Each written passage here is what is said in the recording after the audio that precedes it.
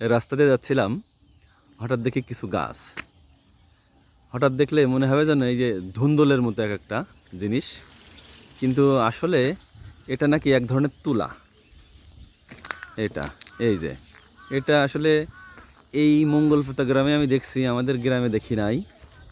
আসলে আমার একটা জানা নেই। এই চাচা আসছে, চাচার কাছে শোনার চেষ্টা করি। যে এক চাচা আসছে, চাচার কথা বলি। কাকা, এইগুলো কি গাছ? এইগুলো হ্যাঁ জি। এইগুলো যে কি গাছের সঠিক আমি তো বলতে পারবো না। আপনি এই গ্রামের না?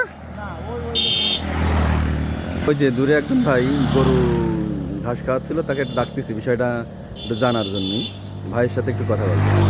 এই যে আমার মাথার উপরে আপনার পিছনে এইগুলো কি গাছ একটু বলেন তো?